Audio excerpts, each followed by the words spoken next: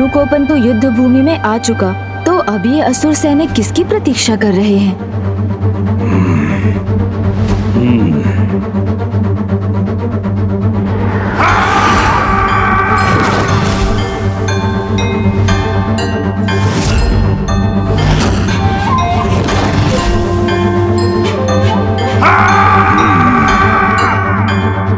प्रभु, ये अस्त्र शस्त्र दोनों के ज्ञाता है। महेंद्रपुरी के शस्त्र विशेषज्ञ है ये। ईरानियन है ये, भानुकोपन का अनुज सुरा पद्मन और मेरी पुत्री पद्म कोमल का पुत्र।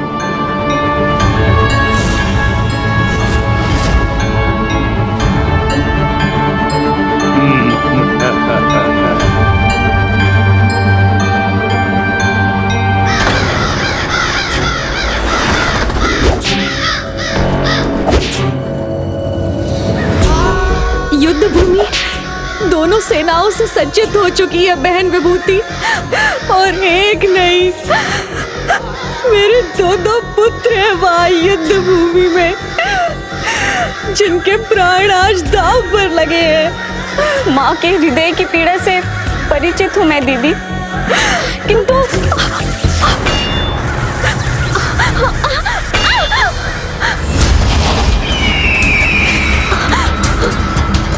मेरी अनुमति के बिना यदि पल भर के लिए भी विश्राम किया तो मैं तुम्हें उसका उचित दंड दूंगी।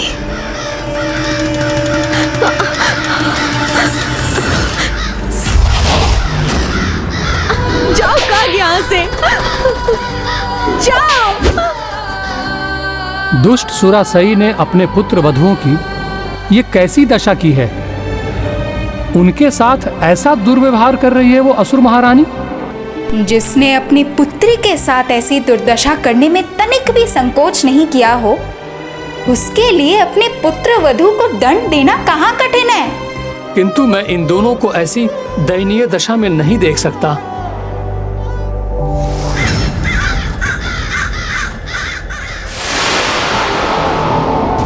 माँ, आपको चिंता करने की आवश्यकता नहीं है, क्योंकि इस बार मेरा पुत्र आपको कदापि निराश नहीं करेगा। चिंता कैसे ना करूं पुत्र, है तो मेरे पौत्र ही ना। और तुम्हें तो ज्ञात होगा कि उन्हें युद्ध पर भेजते समय मैंने अपने हृदय को कितना कठोर बनाया होगा। मैं जानता हूं मां कि युद्ध के प्रथम दिन पर भानुकोपन की पराजय आपकी चिंता का कारण है, किंतु आपको चिंता करने की आवश्यकता नहीं है मां, क्योंकि आपका पुत्र केवल महादेव और ब्रह्मा के अस्त्र के बल पे ही नहीं, अपितु आपके माया सुरासई के महाशक्तिशाली मायावी अस्त्र से सुसज्जित होके युद्ध भूमि में गया है। इसीलिए वो आज युद्ध भूमि में डट के लड़ेगा और पराजित करेगा उन तुच्छ देवताओं को।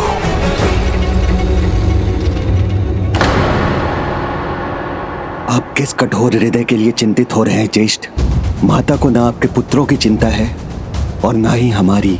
इन्हें तो केवल एक ही चिंता है, वो ये कि इनका साम्राज्य स्थापित रहे, और इसके लिए वो कुछ भी कर सकती हैं, कुछ भी। और फिर चिंता किस बात की?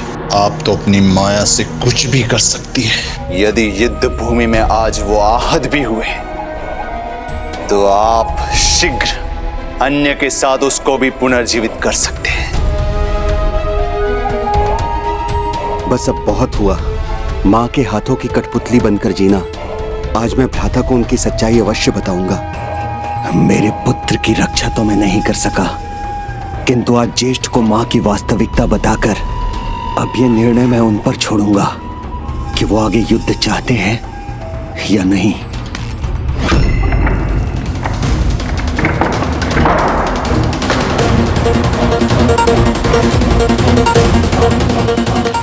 ज्येष्ठ, क्या देखने चल दिए ज्येष्ठ? यही कि आपके पुत्र किस प्रकार बलि चढ़ रहे हैं। बस सिंहमुख, बस। ये कैसा अनर्गल प्रलाप है?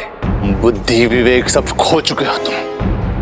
मेरा बुद्धि और विवेक तो उसी दिन जागृत हुआ था ज्येष्ठ, जब मैंने माता को पिताश्री के साथ बात करते देखा और सुना था। तभी ज्ञात हो गया था मुझे कि माता को केवल विजय चाहिए, किसी भी मूल्य पर देवताओं की पराजय चाहती हैं वो, और इसके लिए किसी को भी दांव पर लगा सकती है ज्येष्ठ। सिमुख, इतना दुस्साहस तुम्हारा! बड़ी कठिनाई से इतना साहस जुटा सका हूं ज्येष्ठ। अब आप मुझे मत रोकिए। मैंने स्वयं देखा और सुना है कि माता ने पिताश्री को क्या कहा था। मुझे स्वयं के साम्राज्य का विस्तार करना है, और उसके लिए मैं किसी की भी आहुति दे सकती हूँ, चाहे वो मेरे पुत्र हो या पुत्र के पुत्र। मान जाइए ज्येष्ठ। यदि उन्हीं के शब्दों में कहूं, उनके विजय रूपी यज्ञ के समीधा साधन मात्र हैं हम, और हम मातृभक्ति में उनके दोषपूर्ण आचरण को बढ़ावा दे रहे हैं। ज्येष्ठ, हमारे लिए नहीं, आपके लिए नहीं, और ना ही असुरों के लिए, ये युद्ध मात्र और मात्र उनके वर्चस्व का युद्ध है। ये सब समझकर भी युद्ध लड़ने की मूर्खता क्यों कर रहे हैं हम?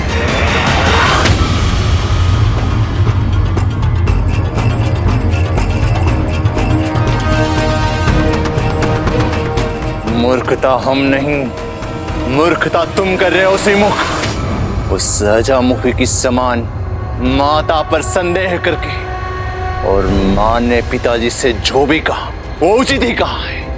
ना पिताजी हमारी भलाई समझ सकते हैं, ना ही हमें कोई उचित सुझाव दे सकते हैं, क्योंकि यदि हमने पिताजी का कहा माना होता तो अपने सम्मान को कब से तिलांजलि देकर बिना युद्ध किए वापस चले गए होते। मां हमें अपनी विजय अग्नि की आहुति समझे या समिधा, ये उनका अधिकार है। उनके लिए तो मैं अपना सर्वस्व न्योछावर कर दूं तो भी कम है। ये असुर सम्राट की उपाधि, ये बल, ये ऐश्वर्य ही नहीं, असुरों का पुनः स्थापित साम्राज्य भी उन्हीं के मार्गदर्शन के कारण है। इसलिए मां और उनके उद्देश्य पे संदेह करना छोड़ दो, क्योंकि अजामुखी तो मेरे हाथों से सुरक्षित निकल गई, किंतु तुम नहीं निकल सकोगे। जाओ, जाकर देखो मां के दिए हुए अस्त्र से भानु को उन देवताओं को कैसे परास्त करता है। जाओ।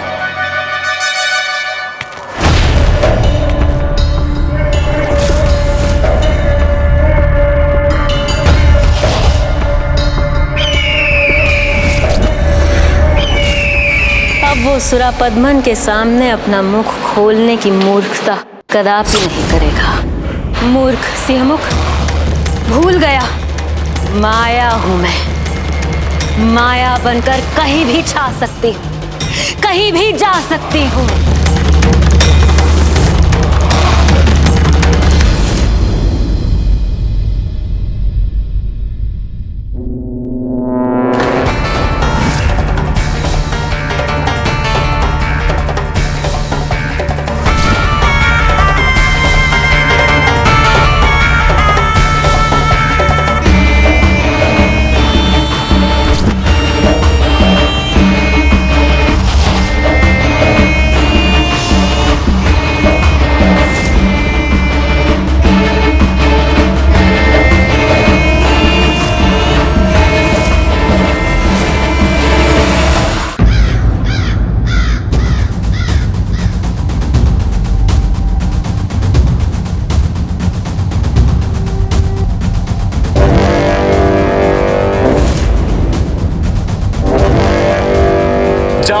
जाकर देखो मां के दिए हुए अस्त्र से भानु को उन देवताओं को कैसे परास्त करता है।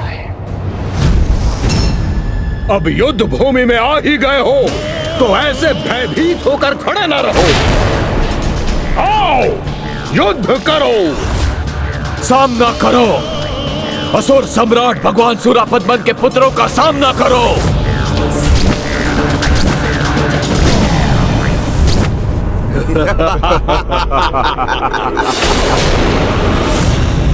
प्रभु कार्तिकेय की जय, प्रभु कार्तिकेय की जय। प्रभु कार्तिकेय की जय।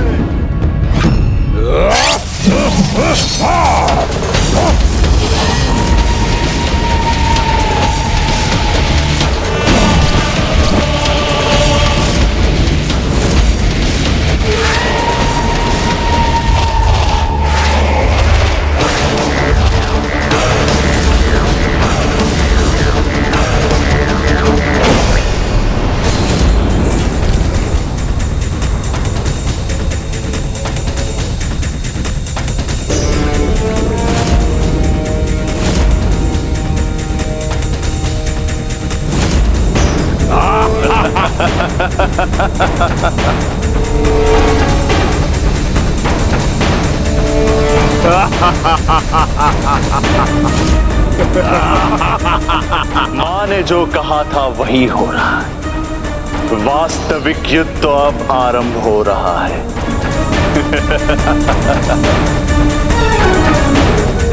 इधर इस दुष्ट ने अपने अस्त्र के प्रभाव से देवसेना को स्तब्ध कर दिया है और उधर दोनों माताओं को भी सहायता की आवश्यकता है।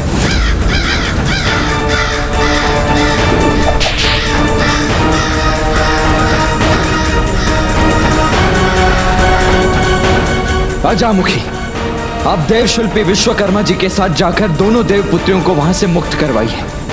मैं यहां इन दोनों असुरों का सामना करता हूं।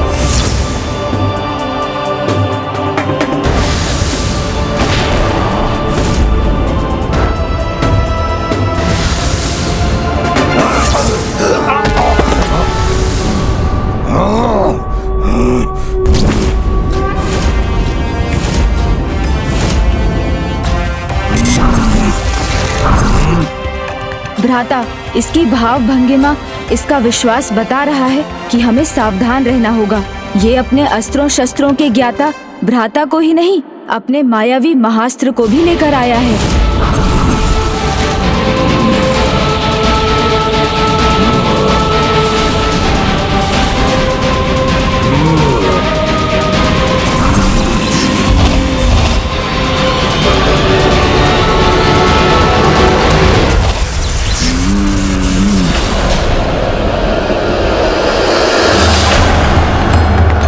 असुर सम्राट भगवान सुरापद्मन की जय। असुर राजमाता सुरासई की जय। युवराज भानुकोपन की जय।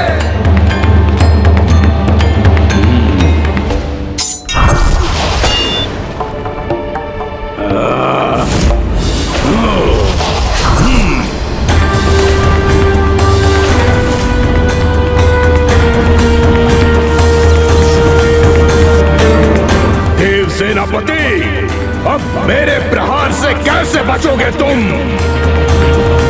और मेरे भाले भेद देंगे तुम्हें वीर बाहु।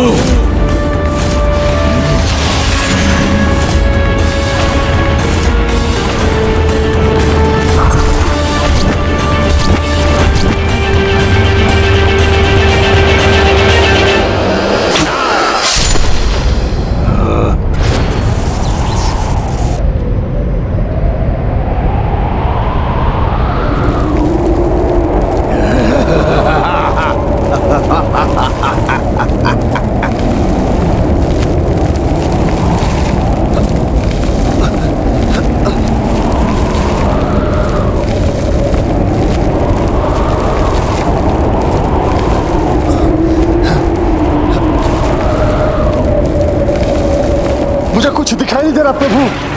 ये अल्दड़ हमारी दृष्टि को बाधित कर रहा प्रभु। किंतु हम रुकेंगे नहीं। आगे बढ़ेंगे।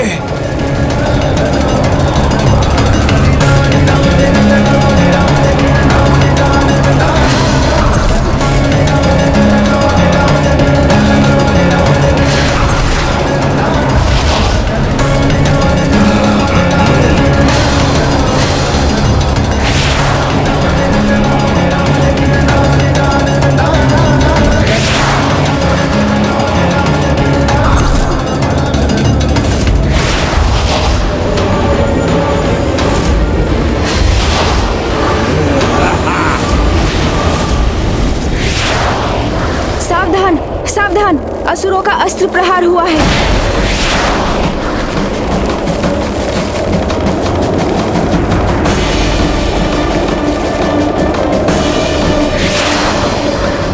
सावधान वीर केसरी।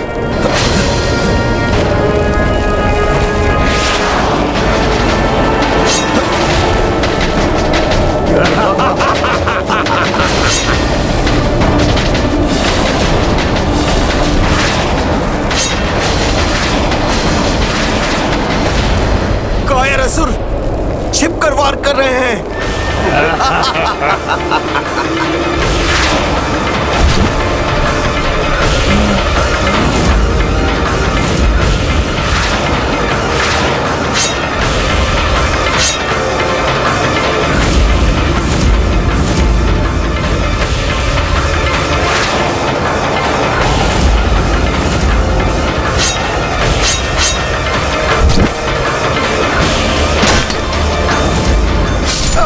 वीर बाबूजी, भ्राता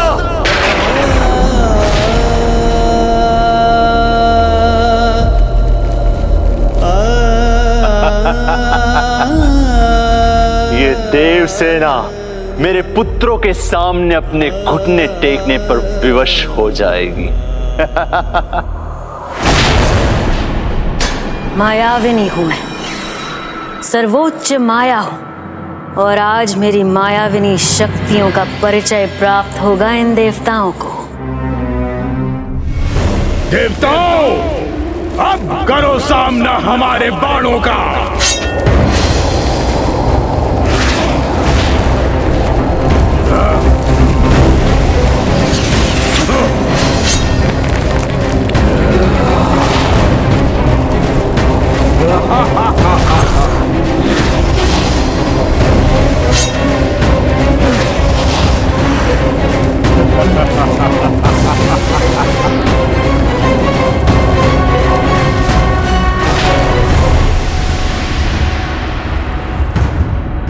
विश्वकर्मा और अजामुखी, आश्चर्य, ये दोनों यहां आ रहे हैं, किंतु क्यों?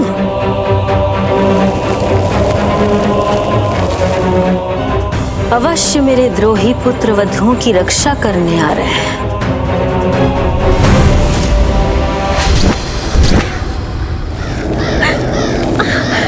जाओ यहां से, जाओ।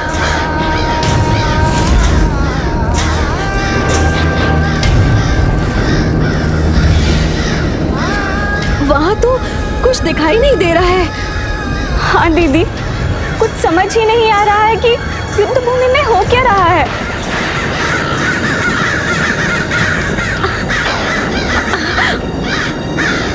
ये काग इतने तीव्र स्वर में क्यों बोल रहे हैं? और ये वायु प्रवाह इतना तीव्र क्यों हो रहा है, जैसे कोई बवंडर हो।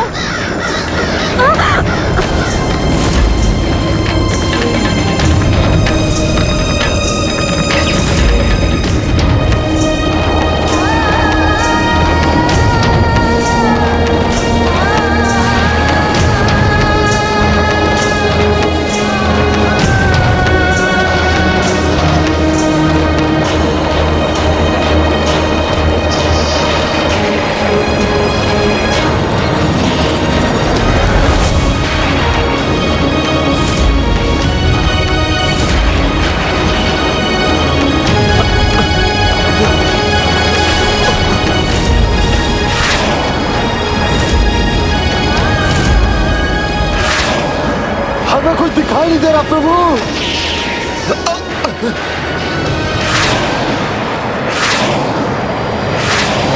बस बहुत हुआ।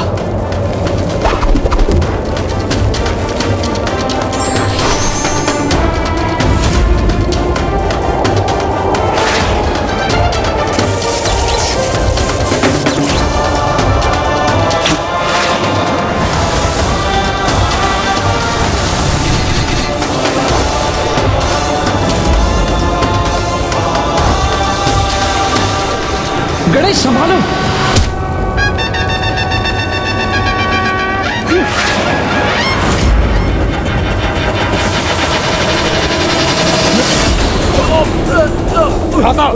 संभालो अपने आप को।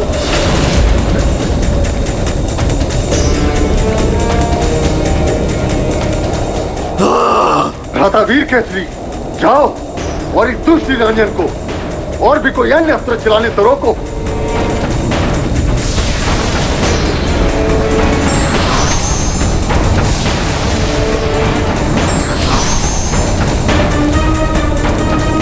न तुम मुझ तक पहुंच सकोगे, न मुझ पर वार कर सकोगे।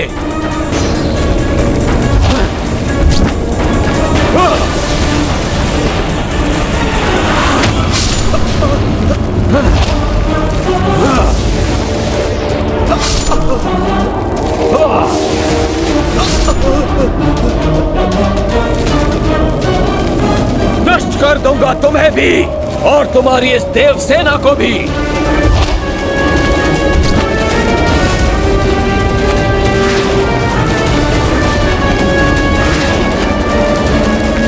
न शस्त्र हैं जो, उन पर वार करना तो दुष्टता की पराकाष्ठा है।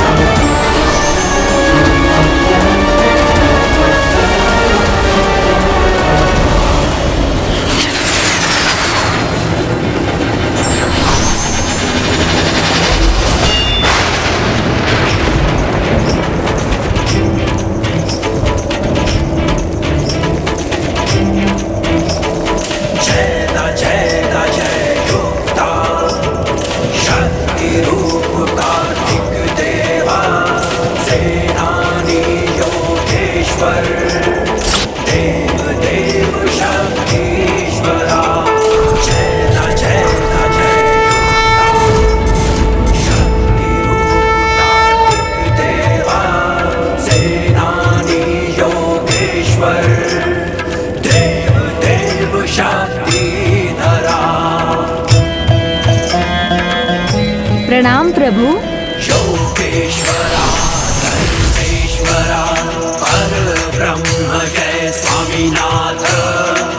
प्रभु कार्तिकेय के श्री सेनानी रूप के सामने ना कोई माया टिक सकेगी और ना ही कोई मायावी अस्त्र। श्री सेनानी कार्तिकेय प्रभु की जय। श्री सेनानी कार्तिकेय प्रभु की जय। श्री सेनानी कार्तिकेय प्रभु की जय। श्री सेनानी कार्तिकेय प्रभु की जय।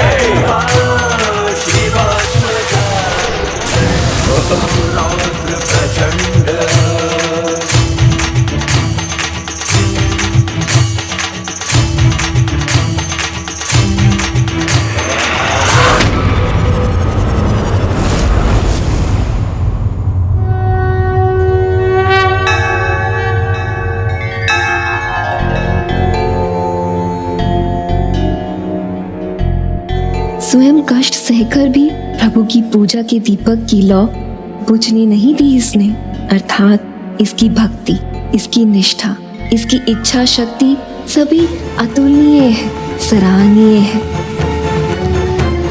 किंतु इतनी शीघ्र प्रभु के प्रति इसमें इतनी निष्ठा कैसे जागृत हो गई? वन कन्या वल्ली, अब मुझे इस दीपक का ध्यान रखने दो। उस तीव्र वायु प्रवाह में इस दीपक की लौ को मैंने ही जलाया था। मैंने ही इस लौ की रक्षा की थी, इसलिए अब ये मेरा उत्तरदायित्व है। प्रभु की भक्ति में ये दायित्व मुझे निभाने दीजिए। मैं इसे स्वामी की भक्ति से रोक तो नहीं सकती, किंतु इसका यहाँ होना मेरे ध्यान को भंग कर रहा है। मुझे अपने स्वामी के साथ उनकी पूजा के लिए एकांत चाहिए। ये मयूरपंख भ्राता ने आपके लिए ही छोड़ा था और मैं ये आशीष देता हूँ कि ये एक दिव्य दर्पण में परिवर्तित हो जाएगा जिसमें आप अपने स्वामी को सदैव देख सकेंगी। गणेश जी ने मुझे ये दर्पण तो दिया है, तो मैं प्रभु की सेवा मूर्ति से भले ही वंचित हो जाऊं, किंतु साक्षात प्रभु के दर्शन तो प्राप्त कर ही सकती हूँ।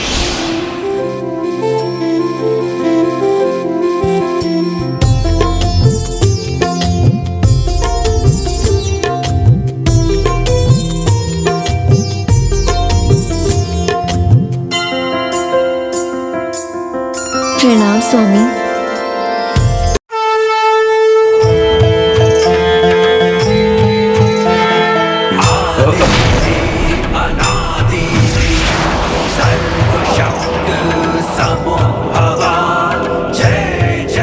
कुछ स्पष्ट दिखाई नहीं दे रहा। कुछ दिखाई दे रहा है तो बस वो 10 अस्त्र जो उसके हाथों में हैं। मैं फिर से रेतीला बवंडर उत्पन्न करूंगा। ये शूल तुम्हारी भूल थी देव सेनापति। ईरानियन को आहत नहीं किया है तुमने, क्रोधित किया है।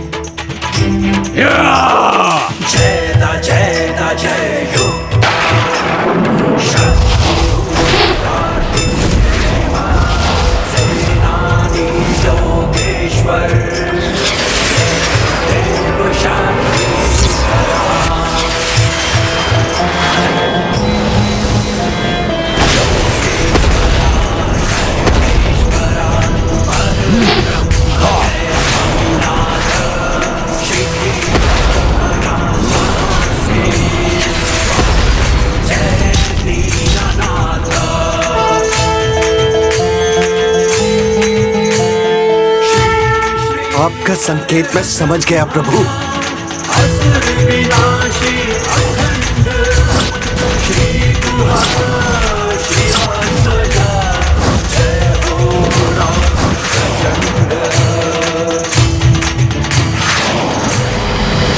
मेरे पुत्रों के सभी अस्त्र नष्ट कर दिए इस बालक ने। ये कैसी माया है इसके पास।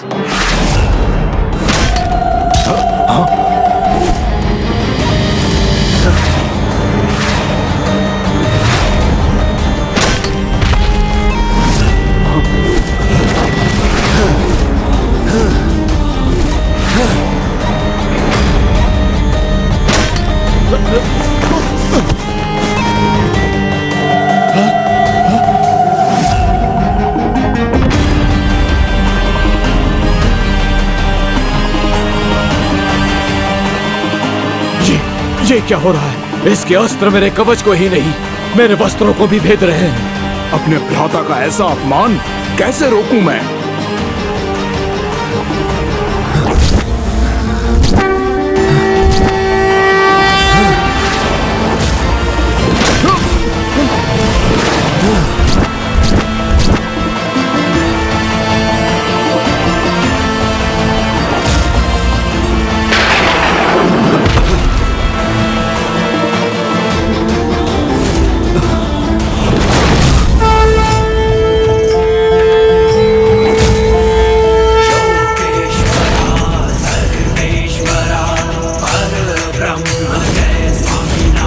श्री सेनानी कार्तिकेय प्रभु की जय। श्री सेनानी कार्तिकेय प्रभु की जय। श्री सेनानी कार्तिकेय प्रभु की जय। श्री सेनानी कार्तिकेय प्रभु की जय। श्री सेनानी कार्तिकेय प्रभु की जय।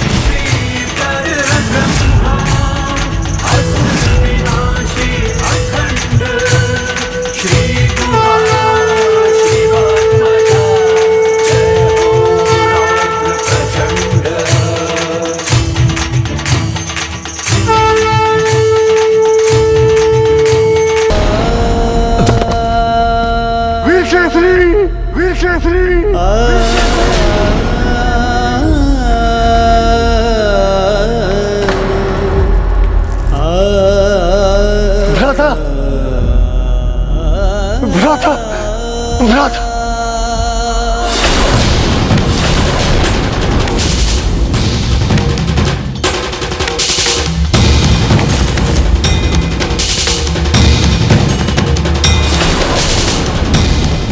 भ्राता की दुर्दशा का दंड अवश्य मिलेगा तुम्हें।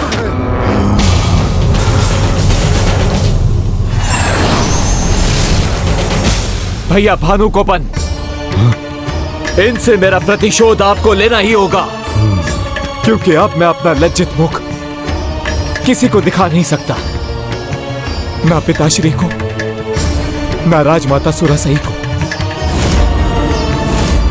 जल समाधि लेने के सिवाय अब मेरे पास और कोई विकल्प नहीं छोड़ा इन देवताओं ने। ऐसा मत करना भ्राता, उचित कहा तुमने, क्योंकि तुम मुख दिखाने के लिए जीवित ही नहीं रहोगे।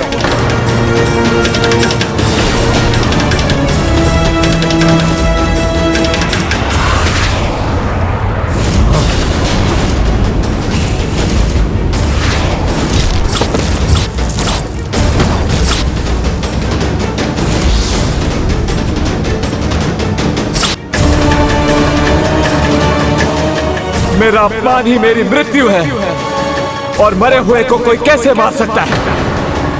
यह अस्त्र मुझ तक पहुंचे उससे पहले मैं ही जल समाधि में लीन हो जाऊंगा।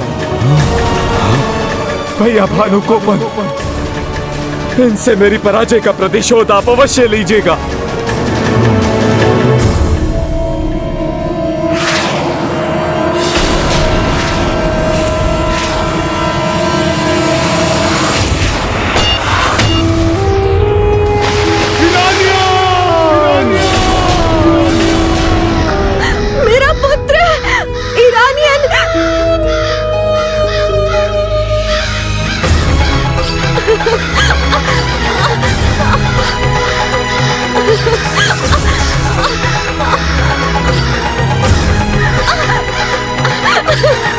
जाओ, जाओ यहाँ से।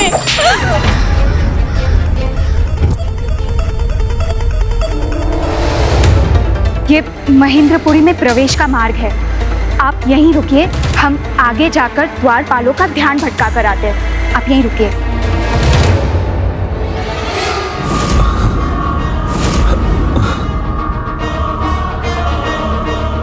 भानुकोपन के कोप को बढ़ा दिया है तुमने, अब मेरे कोप से बचना असंभव है।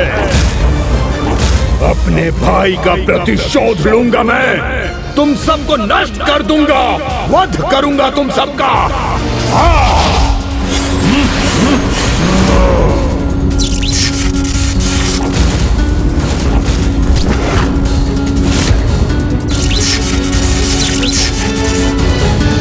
श्री सेनानी के वार से कोई अस्त्र सुरक्षित रह जाए, ये कैसे संभव है? फिर इसका अस्त्र पुनः कैसे गठित हो रहा है?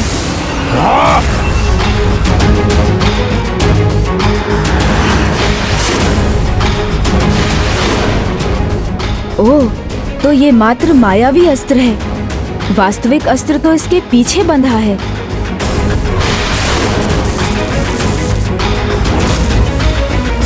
जब तक ये अपने मायावी अस्त्र की शक्ति का प्रयोग करेगा, इस युद्ध का अंत नहीं होगा। इसकी पराजय तो तब होगी जब इसका वास्तविक अस्त्र नष्ट होगा।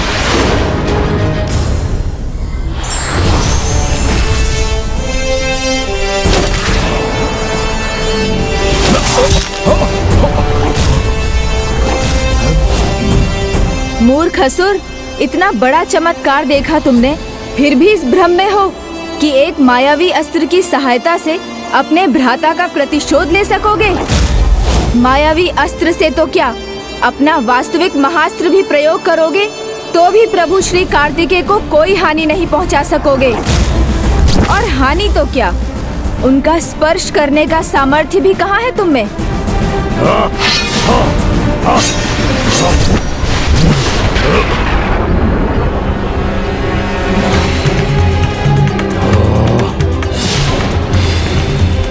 सूर्यास्त होने वाला है। आज के युद्ध के अंत के पूर्व हमारी विजय होनी चाहिए। पुत्र भानुकोपन, संयम रखोगे तो ही विजयी होगे। देखो, कार्तिकेय और उसके योद्धा आज तक संयम से ही विजयी होते आ रहे हैं, वही तुम्हें भी करना है।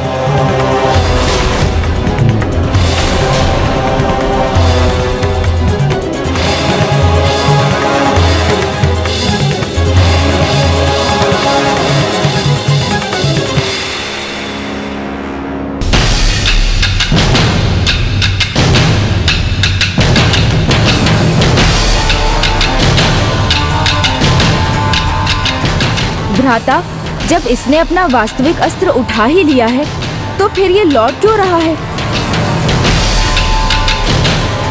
और अभी तो सूर्यास्त में भी कुछ समय शेष है।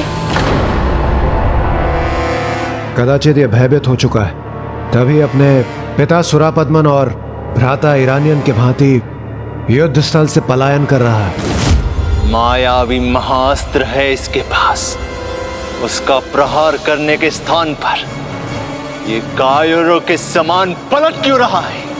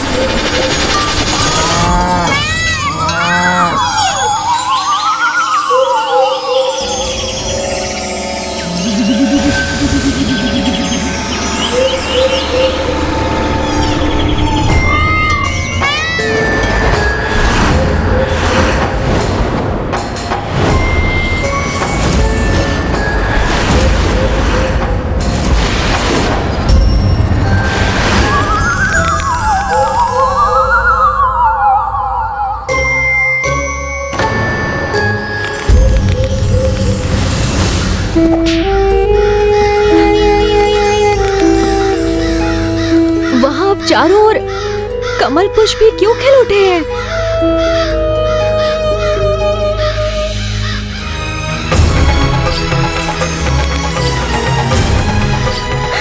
भानुकोपन के हृदय विदारक चित्कार के बाद अब ये स्तब्ध शांति क्यों है? क्या हो रहा है वहां? मैं बहुत विचलित हूँ। वहाँ जो भी हो रहा है अच्छा ही हो रहा है। दीदी अजामुखी,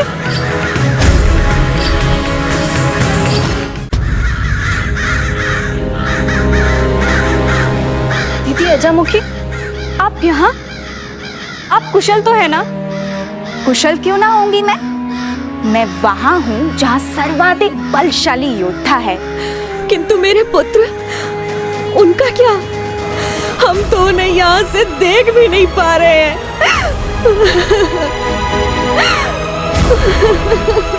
चिंता मत कीजिए, मैं आप दोनों को यहाँ से लेने आई हूँ। आपके पिताजी महेंद्रपुरी के पीछे के द्वार पर आप दोनों की प्रतीक्षा कर रहे हैं। चलिए मेरे साथ।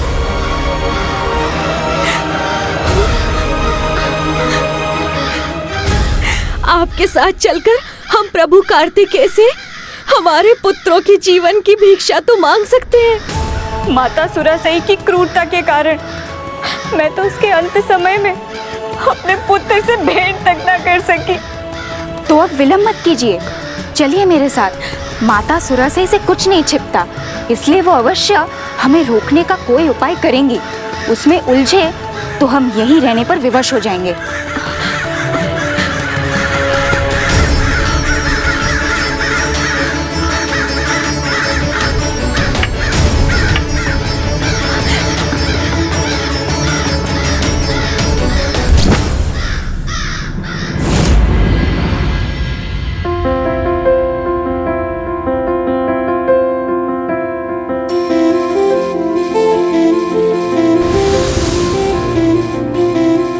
प्रभु, मुझे ना अपने आप पर संशय है और ना आप पर। अपने मन को शांत रखने के लिए मैं चाहती हूँ कि आपके दर्शन आपकी पत्नी के साथ ही हों।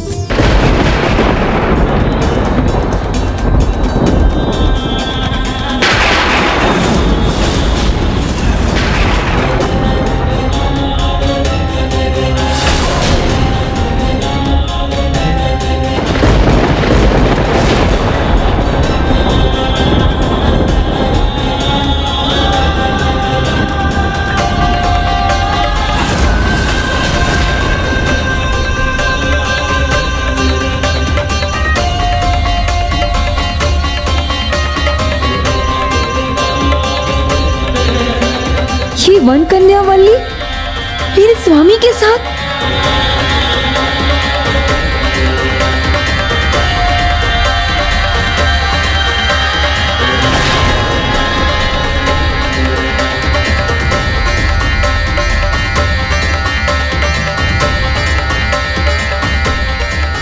क्या हो गया?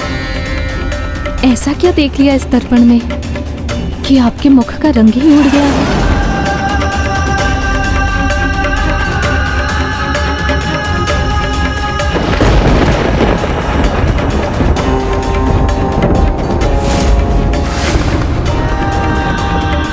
देवसेना ने जो दृश्य देखा उससे वो स्तब्ध, निराश है और उसकी ये निराशा देवताओं की सेना को भी प्रभावित कर सकती है।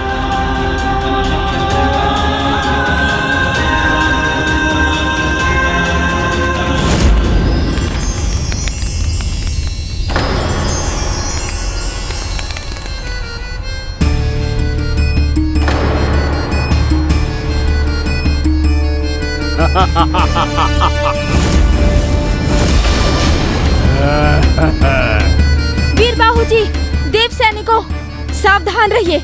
ये दृश्य जैसा लुभावना दिख रहा है वैसा है नहीं। आओ मेरे, आओ निकट आओ। मैं ही सत्य हूँ, सत्य हूँ। सब माया है, सब माया है। हो जाओ, हो जाओ। माया है, सब नवीन जगत में खो जाओ। इस नवीन सब माया है, सब माया है। सो रहे हो तुम, मैं ही सत्य हूँ। जो सत्य हो रहे हो तुम, मुझ में सो जाओ तुम।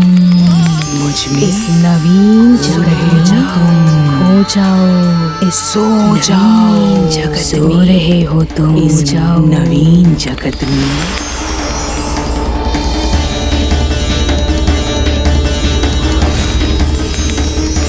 भ्राता, ये कैसा सम्मोहन है जिससे खिंचे ये सभी इन कमल पुष्पों की ओर बढ़े जा रहे हैं?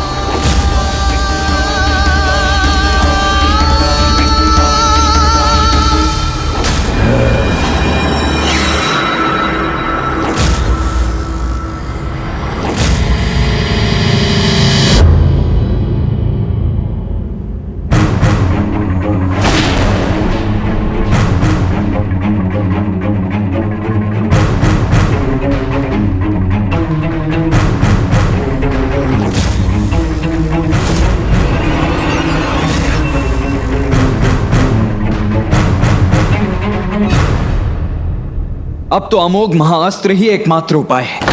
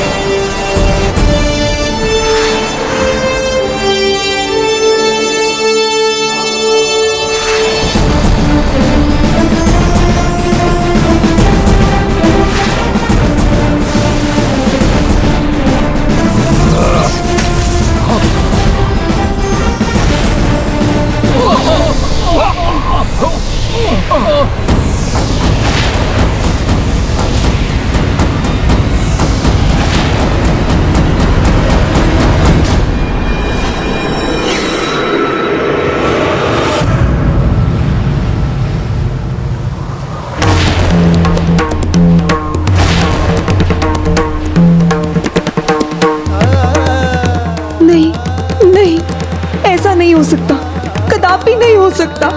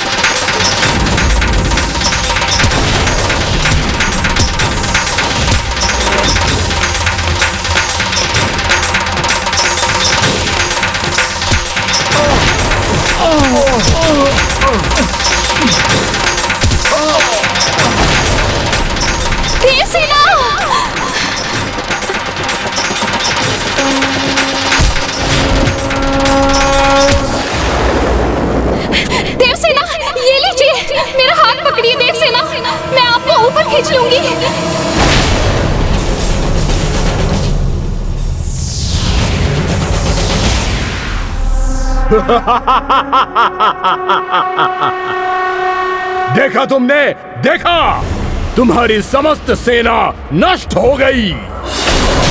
मेरे भाई को लज्जित कर सागर में धकेला था ना, तो अब देखो कैसा प्रतिशोध लूंगा मैं। तुम्हारे एक एक सैनिक को सागर में डुबोकर मृत्यु प्रदान करूंगा मैं।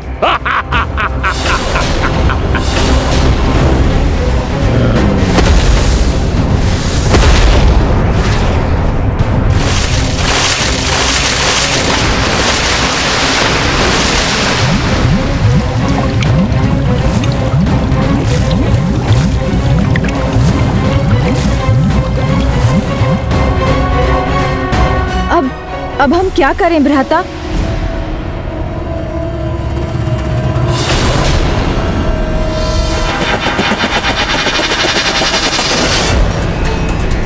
देवसेना, ये लीजिए, मेरा हाथ पकड़िए। देवसेना, लीजिए, पकड़िए मेरा हाथ, मैं आपको ऊपर उठा लूंगी।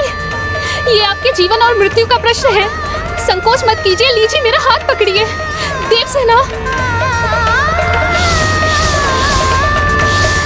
जो मेरे और मेरे स्वामी के मध्य आ रही है, वही मेरी रक्षा करे। इससे तो उत्तम है मैं स्वयं ही नीचे गिरकर मृत्यु को स्वीकार कर लूं। देवसेना, अपना हाथ दीजिए। ये मुझे अपना हाथ क्यों नहीं दे रही है?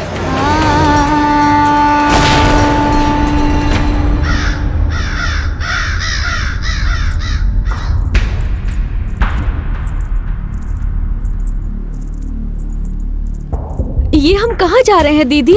ये मार्ग तो राजमाता सुरसई के कक्ष की ओर जाता है ना। हम वहाँ क्यों जा रहे हैं?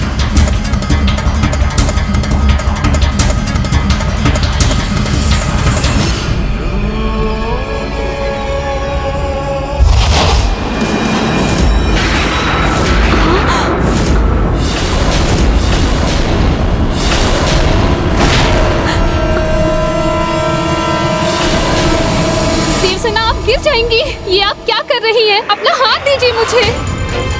दीजिए, हाथ दीजिए अपना।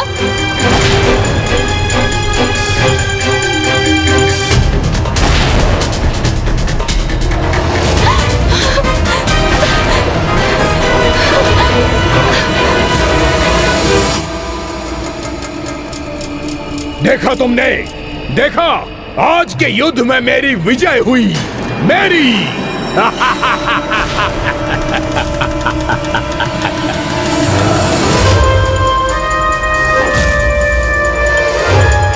हट अनुचित है, हानि हो सकती है, इसलिए हट छोड़िए और शीघ्र मेरा हाथ पकड़िए। मैं आपको ऊपर खींच लूंगी। आप गिर जाएंगी देवसेना। तो क्या ठीक तन को लगेगी, मन को तो नहीं। मेरे स्वामी को मुझसे दूर करने वाली से मैं कैसे ले सकती हूँ सहायता? यदि हमारे हाथ पूजा के लिए उठते हैं तो परिस्थितियां आने पर सहायता लेने और देने के लिए भी उठने चाहिए। उसमें कोई संकोच नहीं करना चाहिए।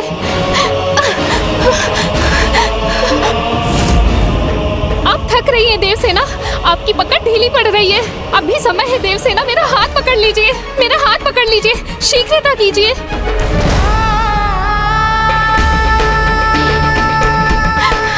ये तो और नीचे जा रही है। मेरे प्रभु और मेरे बीच आकर इसने जो आघात मुझे दिया है वो नीचे गिरने से कहीं अधिक है। नहीं, मैं इसकी सहायता नहीं लूंगी।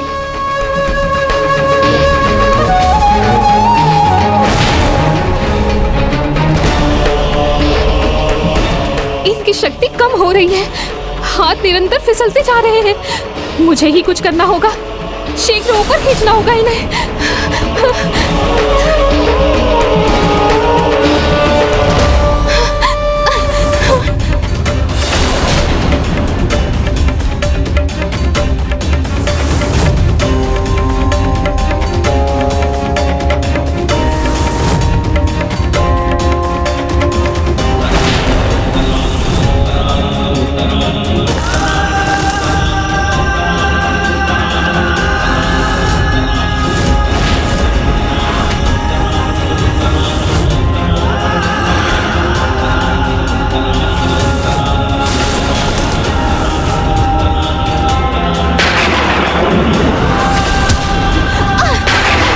मैं आपको कुछ नहीं होने दूंगी।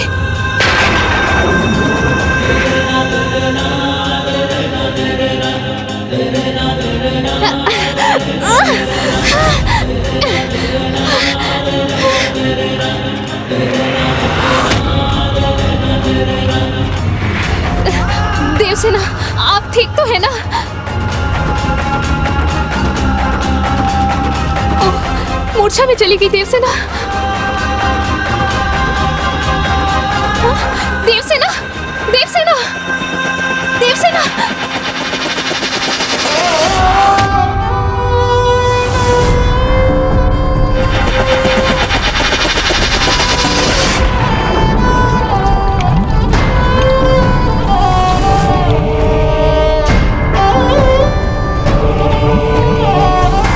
देवसेना, देवसेना, अपने नेत्र खोलिए देवसेना, मूर्छा से बाहर आइए। मुझे जल और औषधि से इनका उपचार करना होगा। हाँ।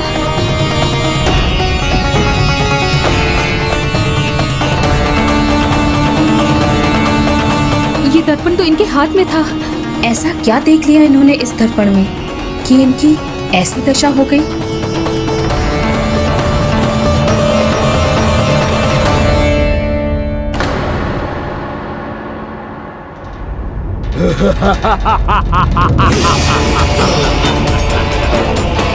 ये है मेरा प्रतिशोध, हमारा प्रतिशोध। तुम्हारी संपूर्ण सेना जल में समाहित हो गई। बस एक कमी रह गई, तुम्हारा अंत नहीं कर पाया। सूर्यास्त जो हो गया, इसके बाद तुम तो वार करते नहीं, इसलिए तुम्हें मारकर आनंद भी नहीं आता। किंतु कोई बात नहीं, आज की रात्रि मैं तुम्हें देता हूं।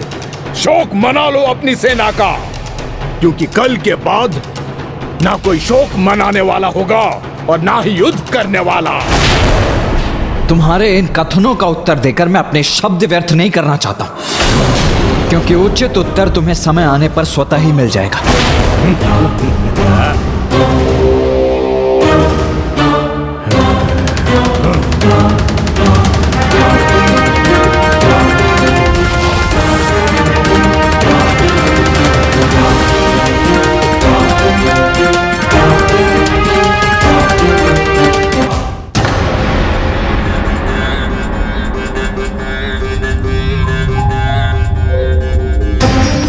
यहाँ तक तो पहुँच गए और हमारा यहाँ कोई पीछा भी नहीं कर रहा। अच्छा मुखी, इधर चलो।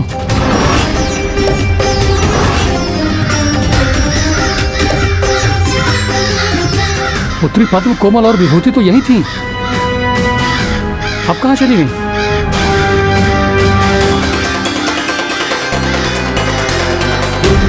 उन्हें तो असुर माता सुरासई का आदेश था, फिर वो कहाँ जा सकती हैं? हाँ, महेंद्रपुरी में माता सुरासई की इच्छा के बिना कुछ नहीं हो सकता। कहीं उन्हें सूचना तो नहीं?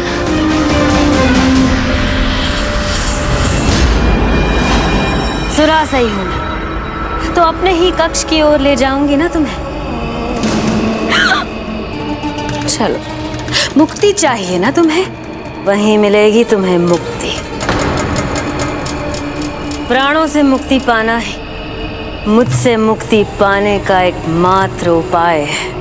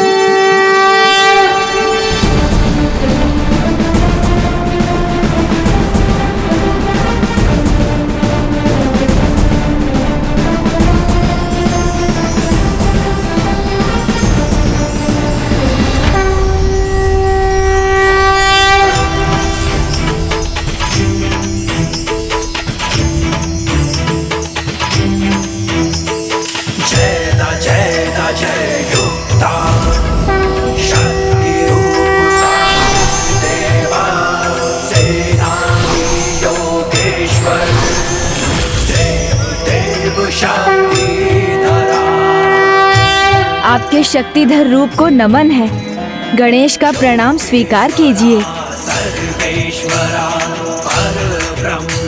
भ्राता के शक्तिधर रूप धारण करने के पीछे भी अवश्य कोई विशेष कारण है।